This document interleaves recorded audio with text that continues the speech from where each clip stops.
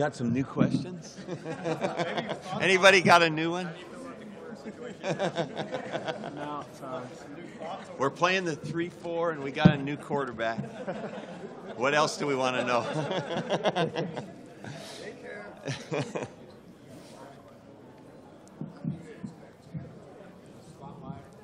Yeah.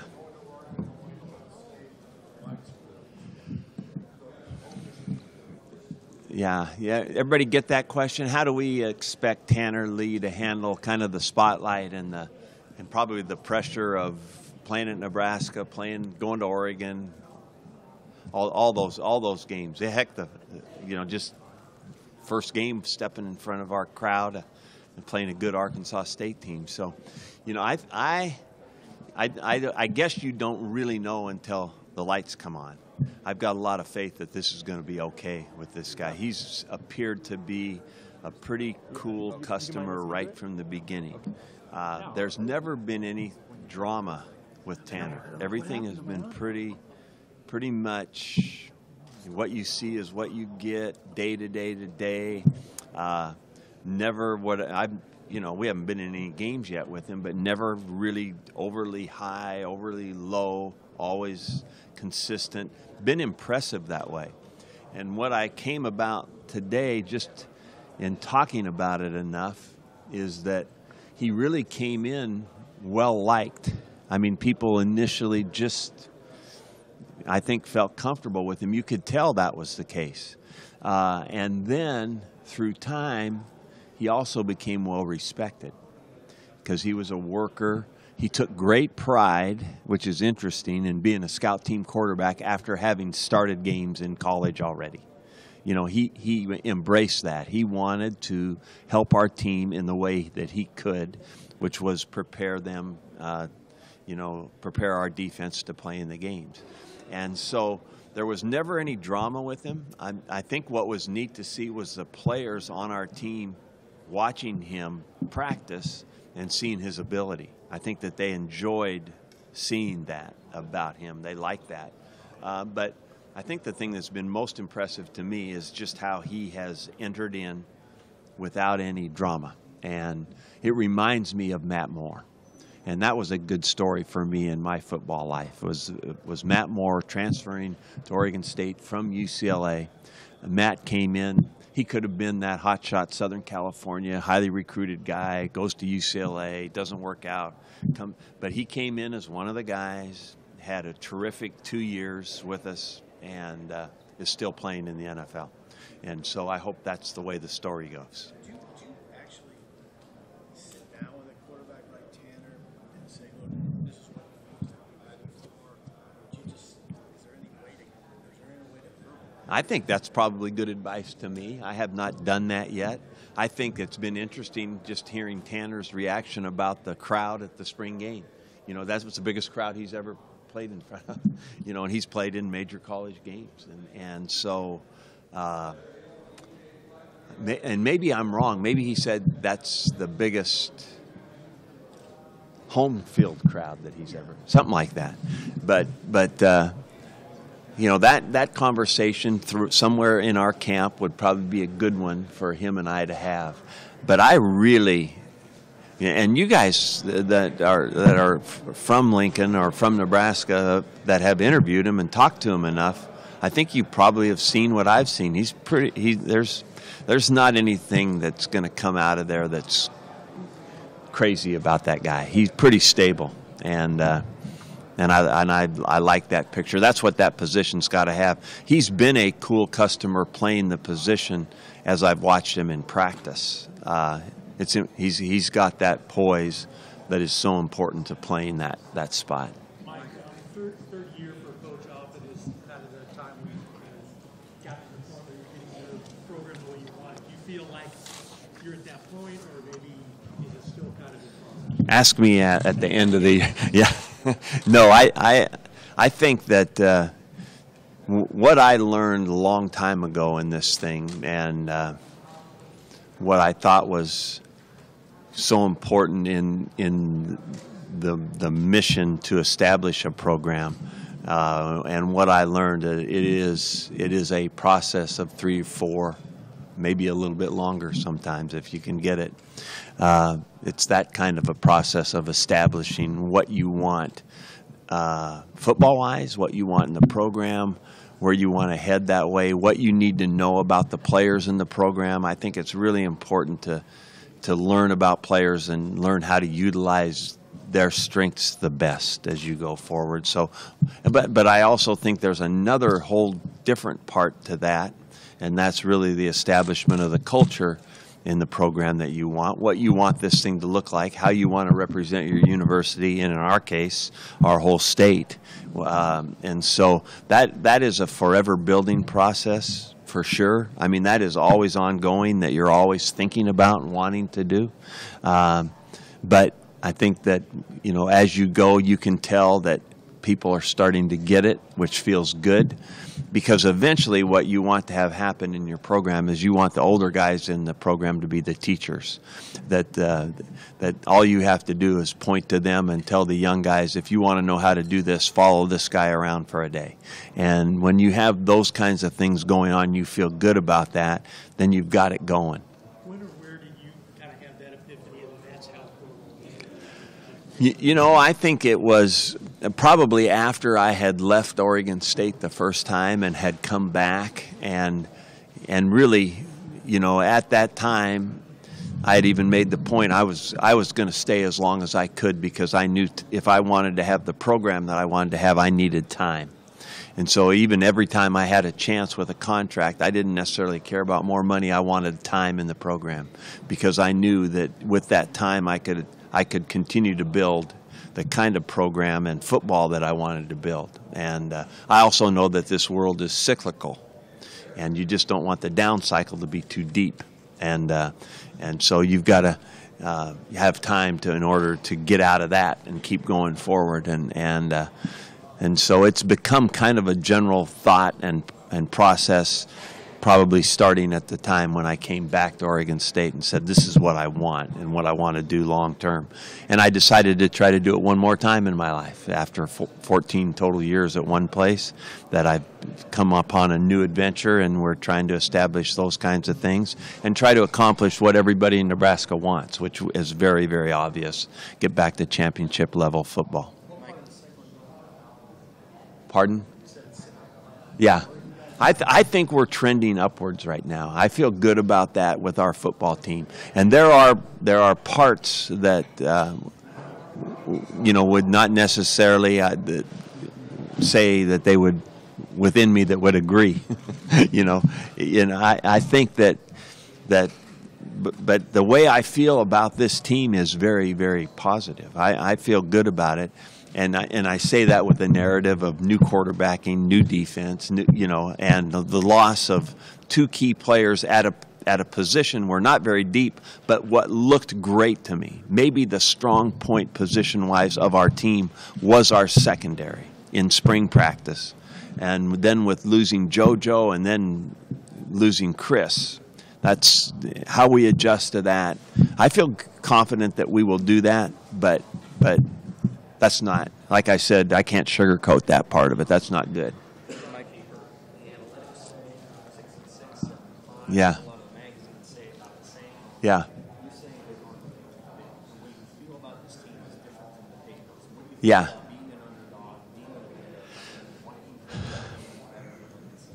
Well, you know, I've got a sense that we will have,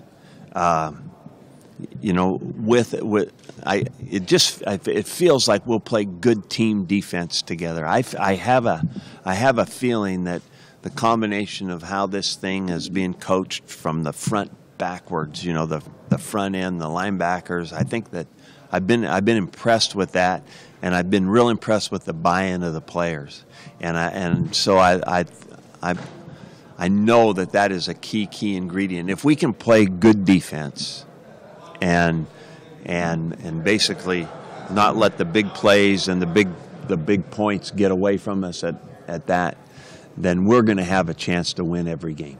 That's the way I feel about it. And then I'm excited about where we can go offensively with this team. I think our quarterbacks are good players. I have never been in a spring game where I've had three quarterbacks make make all three of them make it look like football pretty nicely. That was encouraging to me.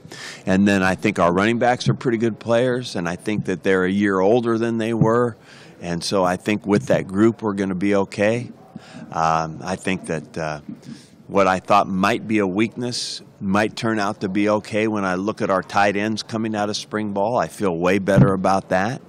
And our wide receivers, we're not deep in who has played and made plays, but I think with DeMornay, we've got to be really smart and know how we want to get him the ball and let him go to work. I think that Stanley Morgan is a warrior and will be tough and will make big plays as our split end, that boundary guy that will, I think, can make a difference in our passing game. And I think our quarterbacks are going to be, like I said earlier, I think that they're good players. So. League and you're feeling good, just the fact you feel good about your quarterbacks. Oh, yeah. That has a major factor. It is a major factor. I think that you've got to have a good feeling about your quarterbacks, not only in what they have in talent. As a matter of fact, that might be a mid-level reason. But you also like how they kind of approach it. And really, it's probably a physical toughness about them that's going to be a real key to them being able to perform. Those guys that I've been around that are good at that position are tough, and I think that we have that in our group. So I feel good about them. What about the schedule? You guys have two Ohio State, Lincoln, and Athens. You go to Oregon. Is this the most difficult schedule on paper that you faced? Yeah. It probably is, Sean. But I have never sat and worried about a schedule. I just think it's a waste of time. These things are planned out so far in advance for the most part, and it's like, whatever. It's gonna be there.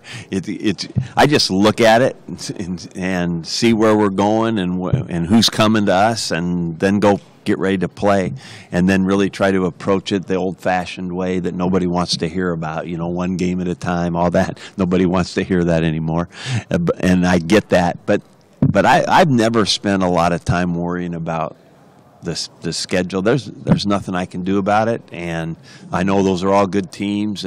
But if we want to be that team, then we're going to have to win those games.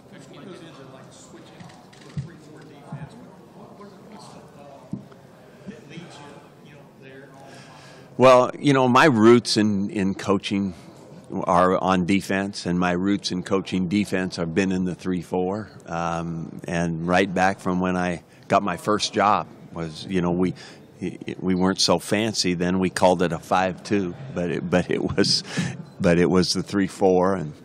And then when I moved to Canada, we were the only 3-4 team in the league, which at that time was a major advantage for us. And I think what has been intriguing to me over the last few years about the 3-4 defense is that it is a versatile defense. Just the fact that you have, instead of 3 linebackers, you have 4 mobile people that can adjust and play differently. And so how the variables of how you change that up are increased. You just by multiplying what you can do. And I like that. Yeah, so I'm excited about the versatility of it. I'm excited about it, of the fact that you need versatility now because of the versatility you're going to see in the offenses that you play, and that changes week to week. There are going to be some teams that basically line up with everybody between the hashes. And there's going to be some teams that line up with guys from sideline to sideline. So I think that the 3-4 gives you more versatility to cover that week to week of what you're going to see. But the other biggest obstacle that you have in front of you when you make a change is, where do your players line up? Your players specifically. How do they fit? The best example I can use is a guy like Alex Davis, who we had projected as a good young player that we thought would always be a 4-3 defensive end with his hand on the ground and would be a good player at that position. Now he's a stand-up boundary outside linebacker that will rush the passer at times, will drop back into pass coverage, will cover a guy man-to-man, will all of a sudden become a whole different kind of player than we once projected him to be. And with a relatively short time to train him to do that. You familiar with Coach Diaco beforehand, and how did that all come together? What was the interview process and getting him right under his I wasn't overly familiar with Bob, except for the fact that I knew he had been the coordinator at Notre Dame. When they played in the national championship game, and that he also then became the head coach at UConn. And then when my thoughts of the 3-4 and then the future of Nebraska defense and the availability of Bob Diaco all kind of came together at a time, then we did more and more research about him in particular. And then, of course, with that information, we then wanted to interview him, and he was we really got him on the way home from another interview. He came from one place, and on his way back, we intercepted him and interviewed him ourselves and offered him the job on the spot. And from that interview overnight, we didn't let him go home until we had finished the deal. And that actually created some problems for me in the timing of everything that occurred, but that's how it happened. I liked the whole picture that I saw, and I wanted to go back to the 3-4 defense, and that was a good marriage. Mike, about your linebackers, how they, what do you think of the linebacker unit being kind of crucial for the 3-4, and how Mike Weber, or Chris Weber? Yeah. I think that this has been a great thing for Chris Weber. I think that Chris's emergence as a player, emergence as a well-respected guy on the team. He's kind of a good Nebraska story because he was initially a walk-on player. Really smart, really diligent.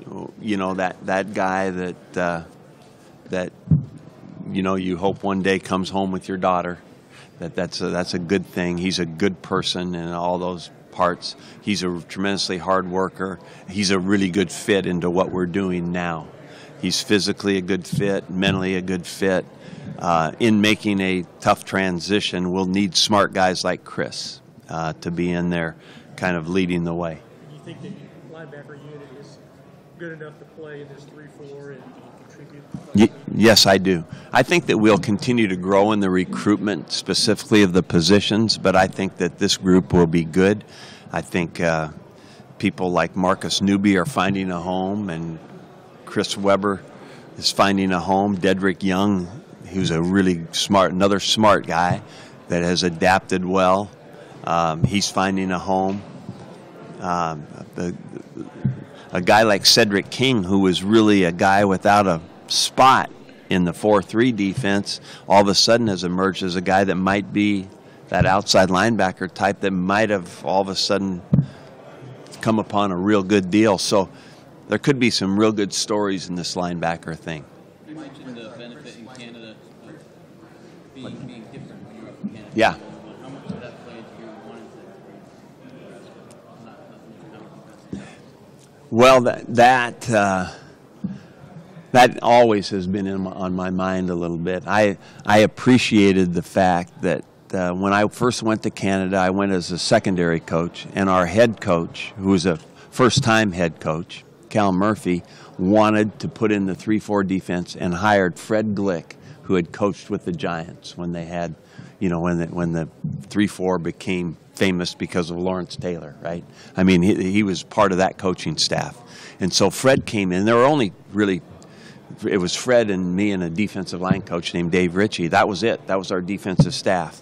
And Fred came in, and he was the narrator, I was the writer, and we did the notebook together. So I learned it from literally the ground up, and I was the writer as we put the book together without all the computer stuff back in that day. That was 1983.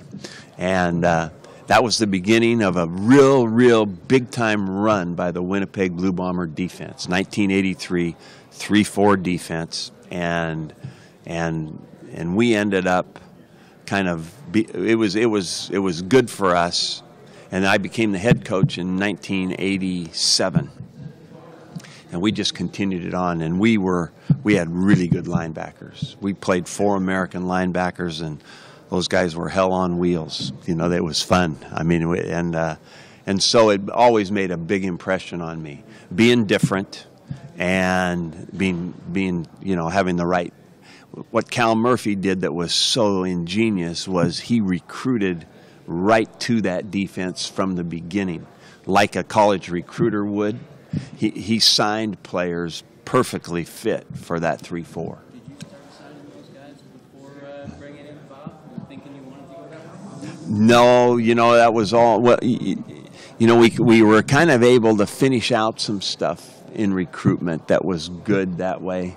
But what I've really thought has been really good was what we've done in evaluating for 2018 and beyond. The right linebacker guy. Who's the key player with Chris Jones and JoJo? Those guys have red shirts and they're in preseason. Yeah. How do you go about that? Like, are they going to come back this year or not? Is that going to be something Yeah. that you're looking at as the year goes on? We will look at it definitely. You know, I've talked more about it because of the length of time that we've had with JoJo being hurt. I've talked more about it with JoJo than I have with Chris. I think JoJo is and has been very open to redshirting because I think JoJo is one of those guys that started to see where he could be, how good he could be, right? I mean, all of a sudden in spring ball, he's getting this vision after having not redshirted and played a little bit. He's getting this vision, and he's getting really well coached, and he is performing. So he's starting to gain this picture of, whoa, I can do this, and I can be good at it. And so I think, and I don't mean to speak for him, but I think if I could, I would say that he's thinking, I'm going to save this year, and then I'm going to have 3 more good years ahead of me to play, and that's exciting. And I would be excited about that too. However, if he ever gets to that point that he can play, that may change his mind. It kind of happened with Gerald Foster, right? We didn't necessarily, although the redshirt thing wasn't the same, but Chris, I do not know. I don't want to go that far with him because I haven't talked with him except on the phone about this since he was hurt, before and after his surgery. So I thought, frankly, on purpose, I'd let the dust settle before I ever approached him with any ideas or thoughts or get his ideas or thoughts, because I thought too soon after surgery to have that conversation is not very smart to do. Because you kind of ran through the offense earlier in your expectations, but you didn't hit on the offensive line. Yeah. Talk about your expectations of what you think. You know, I know obviously you were worried about the scoring, but the more you think about it, with Tanner and everything, what do you think? Well, relative to the experience of this group, it's an experienced group, and I think there's talent there. And so my expectations are that this group will play well, and frankly, they need to. We need to run the ball, and we need to protect the quarterback, and we also need to protect the offensive line. We have to be very smart in the approach. To go in and say we're going to go drop back pass 45 times a game and put that burden on the offensive line to block every pass stunt and pass rush and blitz that's known to man, which was what happens when you don't have a mobile quarterback. You're going to see the kitchen sink. And so to think that you're just going to go drop back pass and everything's going to be good because you've got a good quarterback and some good receivers, that this is going to be a good thing, you are wrong. It's going to be hard. So we have to protect the line with screens and draws and a good running game and be very smart in the approach. Is that offensive line going to be a big emphasis in the fall? Just because Absolutely. They absolutely have to be. I mean, it's going to be a focal point in Heck, it's a focal point in our success, is what it is. So it's a big factor for us. And like I said, we can help them with what we do and how we change things up and protect them. You know, the 1 year at Oregon State, we had a horrible problem with sacks, and it was I just said that's enough. You know, we're not gonna, whatever happens, we're not gonna get sacked like that again. So we became very good with the quick passing game and with the screen game and with the draw game, and our lives changed dramatically. I mean, we were really good. We were as good a screen team as there was in America. We broke the Pac-12 record for passing yardage, and almost a quarter of those yards were off of screen passes, which is an incredible amount. 720-something yards of screen passes, and I loved it. I love watching the tape. I thought, because it's a great weapon. We have not become that team that is as proficient running screens as we want to be. So we have to continue to work on it. And when you get that going, then you help the offensive line. When you get the draw game going, you help the offensive line. When you get the quick game going, you help the offensive line. And at the same time, we expect them to do a good job. And I guess I'll go backwards and I'll say the first good job that we need from them is we need to run the football. And so if they'll do that, they'll help their pass protection too.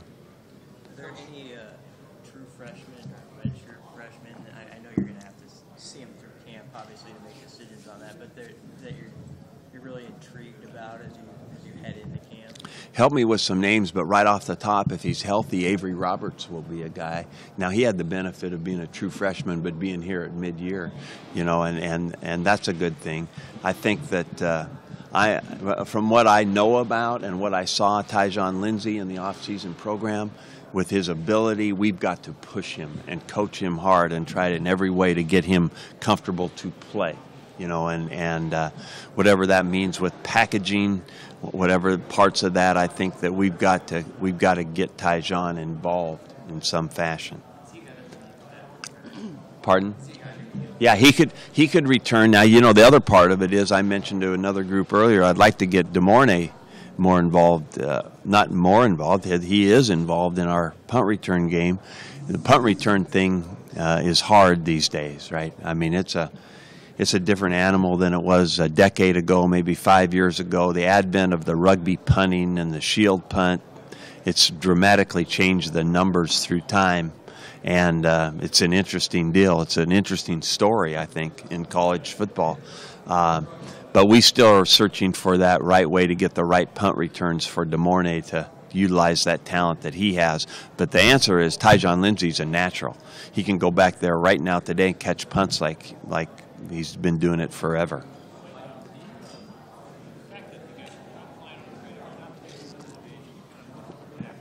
Yeah.